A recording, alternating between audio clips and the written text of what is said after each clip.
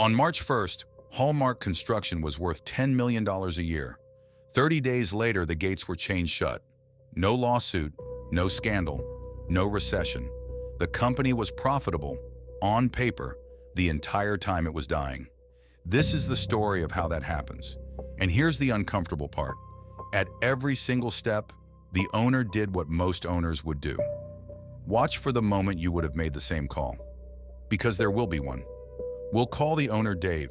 22 years in business, 60 employees, 8 projects running, a $10 million company that started with 1 truck and a nail gun. Everyone in town knew Hallmark.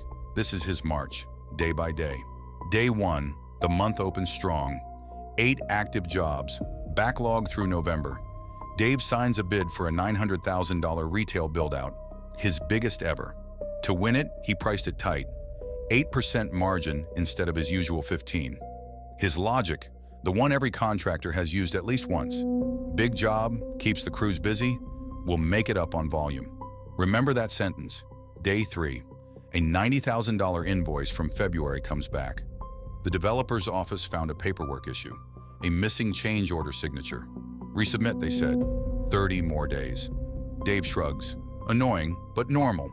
Money's just late. Here's what Dave can't see yet. Late money and no money feel identical to a bank account. Day 6. Material prices move. Lumber and steel for the big build-out come in 11% over what he bid 4 weeks ago. On a tight margin job, 11% on materials doesn't shrink the profit. It deletes it. But the numbers live in a spreadsheet nobody updates until the job closes. So on paper, the job's still fine. Nobody knows it's already underwater. The job will run for months, losing money the entire time, invisibly. Day 8, payroll Friday, 60 people, $210,000 every 2 weeks, no exceptions. The account covers it, barely, because Dave does what he's always done. He pays payroll with the deposit from the next job. New money pays for old work. It's been fine for 22 years. It's fine as long as new jobs keep starting. Keep that sentence too. Day 12. A competitor undercuts him on a school renovation he was counting on for spring. Dave drops his price to keep it. Second tight margin job this month.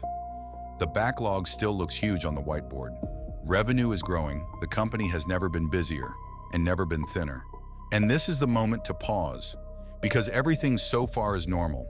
A late invoice, a price bump, a competitive bid, a payroll that clears. No single day looked like a crisis. That's why they call it the silent bankruptcy. It doesn't announce itself. It compounds. If you want to see the exact system that catches this before day 30, subscribe. Every Monday, we break down what kills real businesses and what the survivors do differently. Now, day 15. This is where it turns. Day 15, the developer from day 3 calls. The project is, quote, pausing for a capital review. Translation, that $90,000 isn't coming in 30 days. It might not come for 90. Same day, Dave's supplier calls. The account's been running 60 days behind, and they're moving him to cash on delivery, effective immediately. Understand what just happened. Materials now require cash today. Customers now pay in 60 to 90 days. Dave's company has become a bank, lending money to developers at 0% interest while borrowing from nobody. Day 19.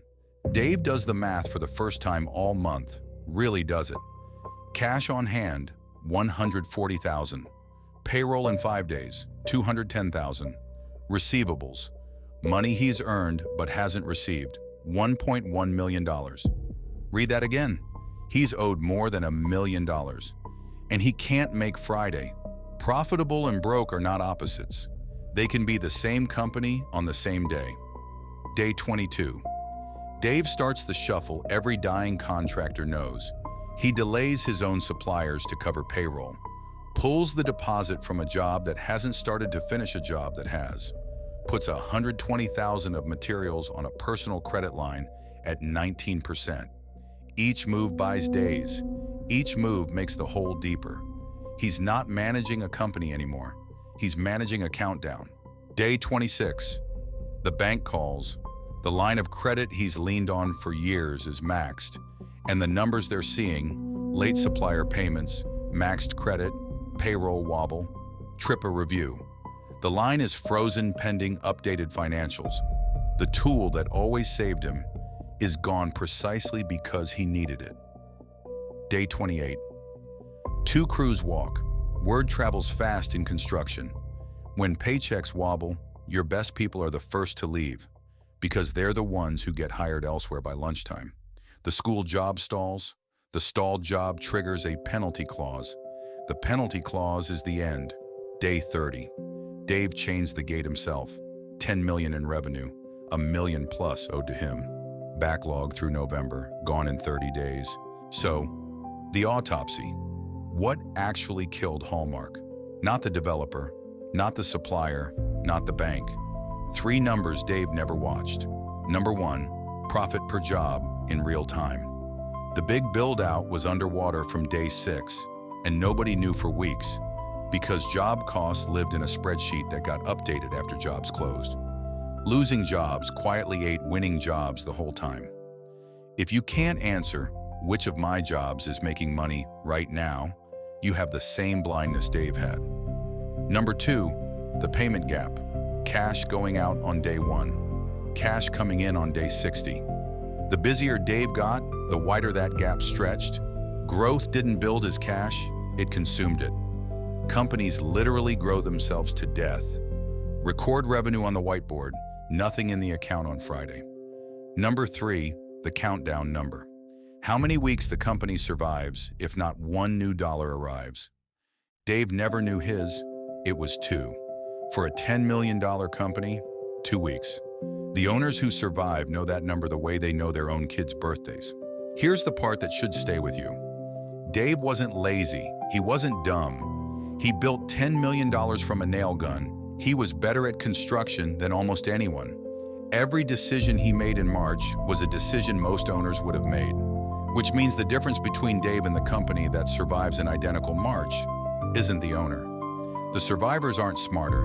They have systems. Subscribe. Every Monday, the money and the systems behind real businesses. Next week, we flip the story. You start a construction company with $50,000 and we build it step by step without becoming Dave.